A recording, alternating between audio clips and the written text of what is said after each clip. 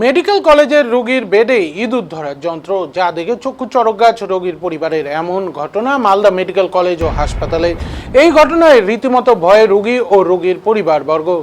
আর তাই ইঁদুরের যন্ত্রণা থেকে বাঁচতে রোগীদের বেডের পাশে রাখা হয়েছে যন্ত্র, যা চকচকে অত্যাধুনিক। মালদা মেডিকেল কলেজ হাসপাতালে এমন দৃশ্য হাসপাতালের ব্যবস্থা এবং পরিকাঠামো নিয়ে প্রশ্ন তুলে দেয়। কার্যত বিষয়টি স্বীকার করে নিয়েছে মালদা মেডিকেল কর্তৃপক্ষ। ইঁদুরের যন্ত্রণায় জর্জরিত মালদা মেডিকেল কলেজ হাসপাতাল কর্তৃপক্ষ।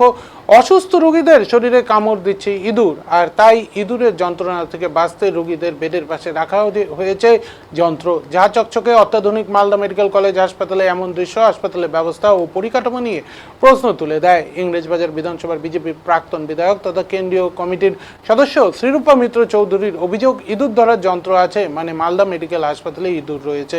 হাসপাতালে ওয়ার্ডের অস্বাস্থ্যকর পরিবেশ রয়েছে। সরকার বদল হয়েছে কিন্তু সরকারি আধিকারিকদের পরিবর্তন ঘটেনি, তাই এমন পরিস্থিতি। রাজ্যের মুখ্যমন্ত্রী শুভেন্দু অধিকারী বিষয়টি তুলে ধরবেন। মালদা মেডিকেল কলেজ হাসপাতালের সুপার প্রসেনজিৎ বর ইঁদুরের সমস্যার কথা স্বীকার করে বলেন, যাতে অসুস্থ রোগীদের কোনো ক্ষতি না হয় সেই বিষয়টি লক্ষ্য রেখে ইঁদুর ধরার যন্ত্র রাখা হয়েছে।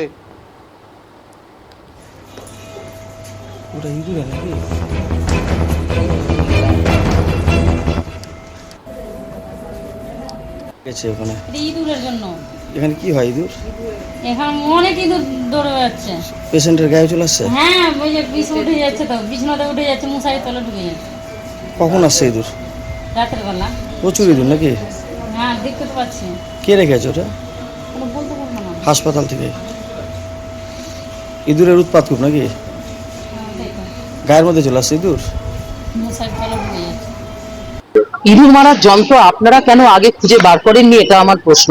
আপনারা সাংবাদিকতা করেন, আমার বিশেষ বন্ধু, আপনারা অনেকদিন আগেই, আমি আসার আগেই ধরে ফেলা উচিত ছিল, তাতে আমাদের সুবিধা হতো, সরকারের সুবিধা হতো। এখানে রডেন্ট, আপনারা জানেন রডেন্ট হচ্ছে আমাদের প্লেগ পর্যন্ত ছড়াতে পারে। ইঁদুর মারার যন্ত্র রাখা হয়েছে, তার মানে ইঁদুর আছে ওখানে। কি নেই ওখানে? ইঁদুর তো ছেড়ে দিন, কি নেই? মানে জঞ্জাল এবং নোংরা আর আবর্জনার যদি একেবারে শ্রেষ্ঠ স্থান হতে পারে তাহলে সেটা মালদা মেডিকেল কলেজের ট্রমা সেন্টার।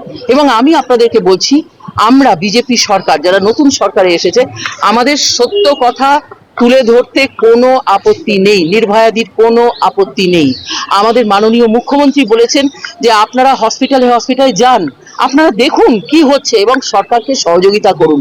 যদি আমরা এই যে সরকারের, পুরনো সরকারের 50 বছরের এই জঞ্জালকে আমরা যদি বর্তমান আধিকারিকদের দৃষ্টিতে অবলোকন করাতে না পারি আমাদের দৃষ্টি দিয়ে, তাহলে এই ব্যবস্থা চলবে। আমরা এই অব্যবস্থা থেকে মুক্তি চাই। সরকারের যে জঙ্গল, সরকার থেকে মুক্তি পেয়েছি, কিন্তু আমাদের প্রাতিষ্ঠানিক দুর্নীতি এবং প্রাতিষ্ঠানিক অবক্ষয়, প্রাতিষ্ঠানিক অব্যবস্থা, তার থেকে আমরা এখনো মুক্ত হইনি। আমরা মাত্র 100 দিনের সরকার করেছি। আমি আপনাদের কথা দিচ্ছি, হাত জোর করে, আপনাদের মাধ্যমে মালদা মেডিকেল কলেজ পূর্ণাঙ্গ রূপ পাবে। বলবেন ইঁদুরের উৎপাত, রোগীরা বলছে যে ঘুমাতে পারছেন, রাত্রে চলে আসছে গায়ের মধ্যে। ইঁদুরের উৎপাত এটা আছে, এবং যেটা আমরা রিসেন্ট পেস্ট কন্ট্রোল করেছি, কিন্তু তাতেও ওদেরকে কন্ট্রোল করা যাচ্ছে না। ইঁদুর ধরার জন্য মেশিনও বেশ কিছুদিন ধরে আমরা ব্যবহার করাচ্ছি, কিছু ধরাও পড়েছে। এটার মেন সমস্যা ওরা হচ্ছে ফল সিলিংয়ে ওখানে উপরে উঠে যাচ্ছে। ফল সিলিং থাকার জন্য ওদেরকে কন্ট্রোল করার একটু সমস্যা হয়ে যাচ্ছে। আমরা তবু পেস্ট কন্ট্রোল করছি, ইঁদুর ধরার অন্য কোনো ব্যবস্থা আছে কিনা রেখে করছি। ওয়ার্ডের মধ্যে নোংরা জল জমে আছে, কি বলবেন? পাইপ লাইনের সমস্যা আছে, বেশ কিছুদিন ধরে পাইপ লাইনের সমস্যাটা আমরা যে MSCL দেখে তাদেরকে জানিয়েছিলাম, ওরা কাজ করছিল, এবং তার সত্ত্বেও পাইপ লাইন সমস্যাটার কাজটা এখনও ক্লিয়ার হয়নি।